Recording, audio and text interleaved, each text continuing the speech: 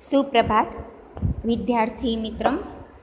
हमने पहले वीडियो में स्टैंडर्ड 11 चैप्टर 11 पृथुचरितम की प्रस्तावना और पहले पैराग्राफ का अनुवाद देखा था। अब इस दूसरे वीडियो में हम दूसरे पैराग्राफ पर आते।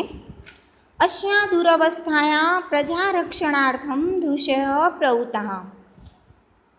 अश्याम यानी कि इस विषम परिस्थिति में, दुरवस्थायाम विषम परिस्थिति में, प्रजा रक्षणार्थ प्रजा और उनके रक्षण के लिए ऋषि प्रवृत्त हुए।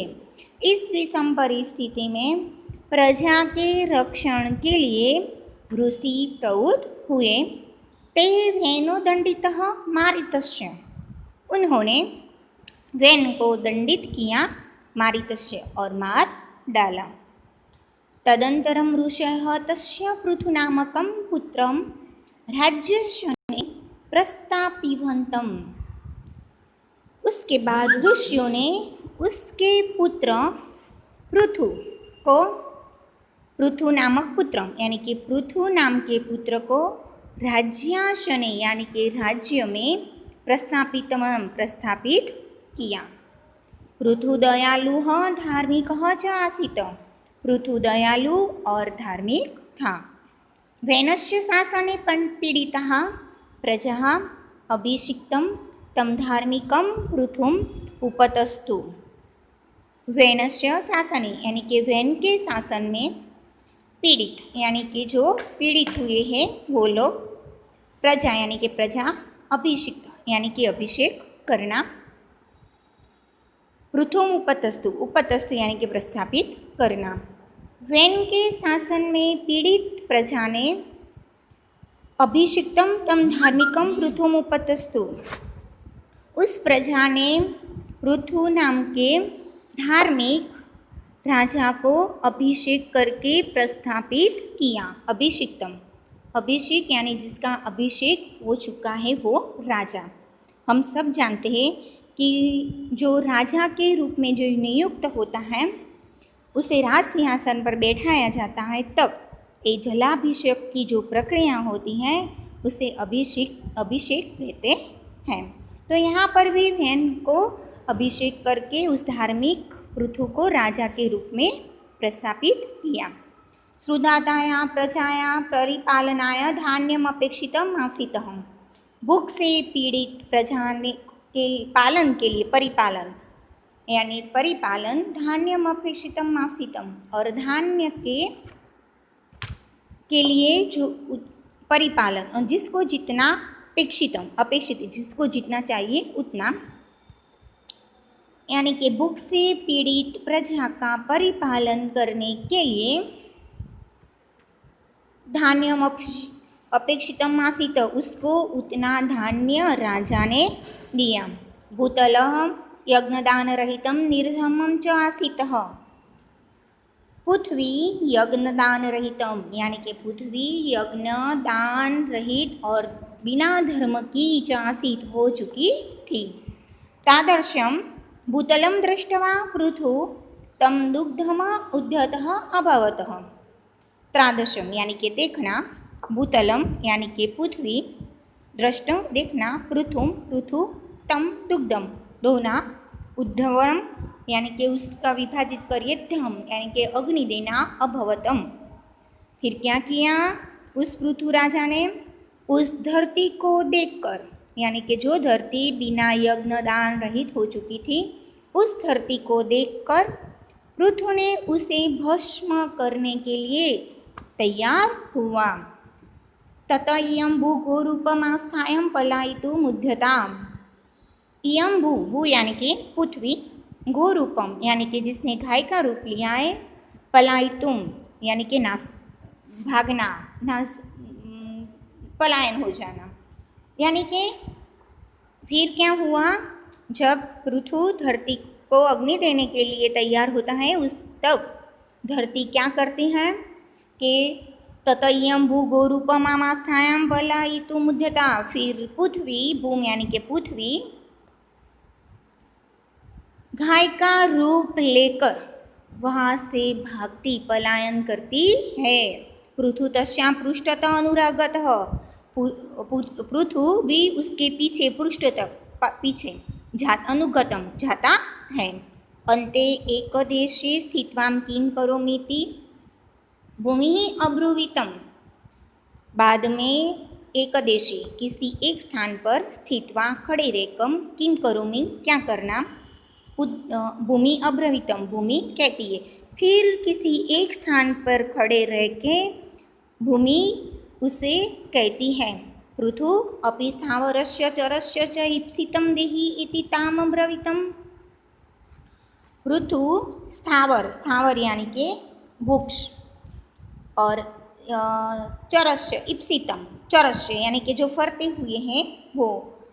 पृथु ने स्थावर यानी वृक्ष और फरते मनुष्य को जो इष्ट यानी कि उसको ईप्सितम जो इच्छा है, जैसे इष्ट वस्तु की इच्छा है, ताम ब्रवीतम उसको उसे उतना दो। भूतथास्तु इत्युक्ता तत्रैव स्थिता, पृथ्वी तस्थास्तु कह के ऐसा बोलकर वहाँ पे ही खड़ी रह गई। ताम गोरूपाम स्थिता भूमि पृथु दोहतः, बाद में गाय का रूप लेने वाली भूमि को पृथु दोह यानी कि धोना, पृथु धोता है।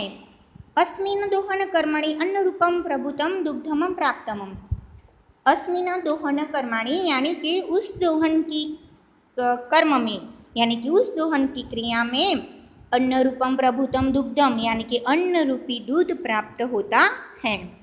तेन अन्नेन पृथुना प्रजा संरक्षिता अनुरक्षिता च, उस अन्न से पृथु प्रजा की रक्षा करता है और उनका अनुरक्षिता यानी का मनोरंजन, और उसका मनोरंजन करता है। एवं प्रकारकं पृथुचरितं पुराणेषु वर्णितम् अस्मि, इस प्रकार का पृथु का वर्णन पुराणों में वर्णित हुआ है। वस्तुतः इदमेकं रूपकम् अस्ति, हकीकत में ये एक रूपक है। रूपक यानी जिसमें किसी अन्य वस्तु का आरोप किया हुआ हो वो। यहाँ राजा पृथु में गोपाल का और भूमि के गाय का दोहन करने की क्रिया में जो कृषि और कर्म का तथा अन्न में अन्न का दूध में अन्न का आरोप किया हुआ है। इस तरह यहाँ पे ये एक रूपक है। तेन वस्तुतमिदमेकं रूपकमस्ति, ये एक प्रकार का रूपक है। तदनुसारं राजा गोपालः भूतलं गौ दोहनं कृषिकर्मं दुग्धं च अन्नम अस्ति, उसके बाद में राजा यानी कि ग्वाला पृथ्वी गाय दोहन करने की क्रिया में कृषि कर्म और दुग्ध के रूप में अन्न को प्राप्त करता है। अर्थात पृथुरूपः गोपालः भूतलरूपां गां कृषिकर्मणां दुदोह, अर्थात यानी कि इस पृथु रूप गोपाल यानी कि पृथु रूप के ग्वाला ने पृथ्वी रूपी गाय को कृषि कर्म में दोहा, यानी कि कृषि कर्म करके के रूप में उस गाय का दुग्धाम दूध प्राप्त यानी कि कृषि का जो फल होता है कृषि कर्मणाम दुदोह, कृषि कर्म करके दोहा।